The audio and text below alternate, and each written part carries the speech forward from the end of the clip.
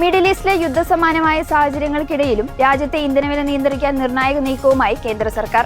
പെട്രോളിന്റെ additional excise നികുതി ലിറ്ററിന് 3 രൂപയായും ഡീസലിന്റേത് 0 രൂപയായും കുറച്ചുകൊണ്ട് കേന്ദ്രം ഉത്തരവിറക്കി.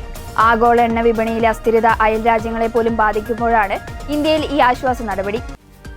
വ്യാഴാഴ്ച പുറത്തിറക്കിയ സർക്കാർ ഉത്തരവ് പ്രകാരം എക്സൈസ് നികുതി ഘടനയിൽ വലിയ മാറ്റമാണ് വരുത്തിയിരിക്കുന്നത്. പെട്രോൾ ലിറ്ററിന് 13 രൂപയായിരുന്ന അഡീഷണൽ എക്സൈസ് നികുതി 3 രൂപയായി കുറച്ചു.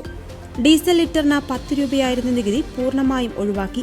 2020 ഏപ്രിലിലെ പരിഷ്കരണത്തിന് ശേഷം പെട്രോളിന് 13 രൂപയും ഡീസലിന് 10 രൂപയുമായിരുന്നു എക്സൈസ് നികുതി ഈടാക്കിയിരുന്നത്.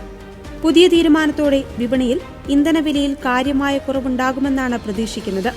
ഇറാനുമായുള്ള ചർച്ചകളിൽ പുരോഗതിയുണ്ടെന്ന അമേരിക്കയുടെ സൂചനകളെ തുടർന്ന് വെള്ളിയാഴ്ച ആഗോള വിപണിയിൽ ക്രൂഡ് ഓയിൽ വിലയിൽ നേരിയ കുറവ് രേഖപ്പെടുത്തി. ബാരലിന് $108 നിന്ന് $105.75 കുറഞ്ഞു.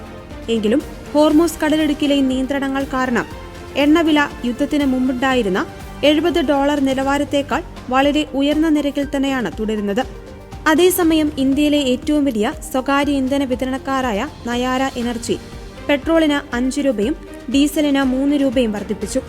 മിഡിൽ ഈസ്റ്റ് സംഘർഷം മൂലം ഇറക്കുമതി ചെലവ് വർദ്ധിച്ചതാണ് വില കൂട്ടാൻ കാരണമായി കമ്പനി ചൂണ്ടിക്കാണിക്കുന്നത്.